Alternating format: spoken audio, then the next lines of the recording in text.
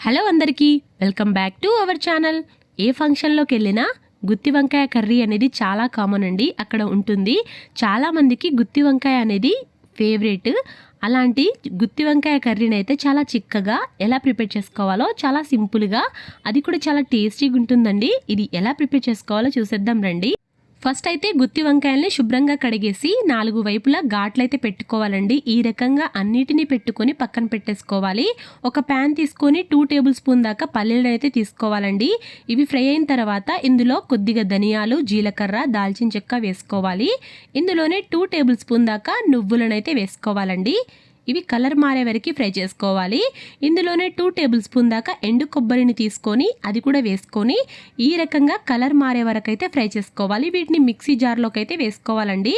2 table spoon దాకా కారము, 1 table spoon దాకా ఉప్పు, కొద్దిగా చిటికెడు పసుపు, అందులోనే అల్లం, వెల్లుల్లి ఇలా కొద్దిగా వేసుకోవాలి, ముక్కలుగా కట్ చేసుకొని. ఇప్పుడు దీన్నైతే మిక్సీ పట్టుకొని ఇందులోనే ఆనియన్స్ని వేసుకోవాలండి.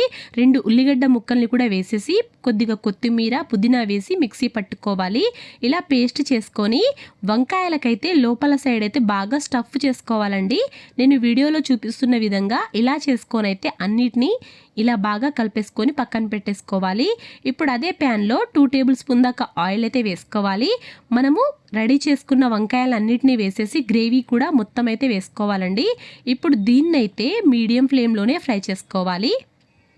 ఈ రకంగా కొద్దిగా కలర్ మారిపోతుంది.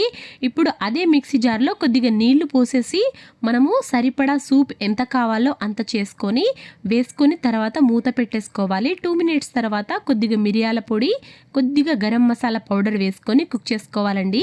నేను వీడియోలో చూపిస్తున్న విధంగా ఇలా మూత పెట్టేసి కర్రీని బాగా కుక్ చేసుకుంటే చాలా టేస్టీగా ఉంటుంది. ఇందులోనే కొద్దిగా కసూరి మేతి కూడా వేసుకోవాలి, కొద్దిగా కొత్తిమీర, పుదీనా కూడా వేసుకోవాలండి. ఇలా 10 మినిట్స్ దాకా గ్రేవీగా వచ్చే వరకు అయితే కర్రీని రెడీ చేసుకుంటే సరిపోతుందండి. చాలా టేస్టీగా ఉంటుంది. ఇలా గుత్తి వంకాయ కర్రీని అయితే ఒకసారి ప్రిపేర్ చేసుకోండి. నా వీడియో నచ్చితే మాత్రం సబ్స్క్రైబ్ చేయడం, లైక్ చేయడం మర్చిపోకండి. కామెంట్ కూడా చేయండి. Thank you.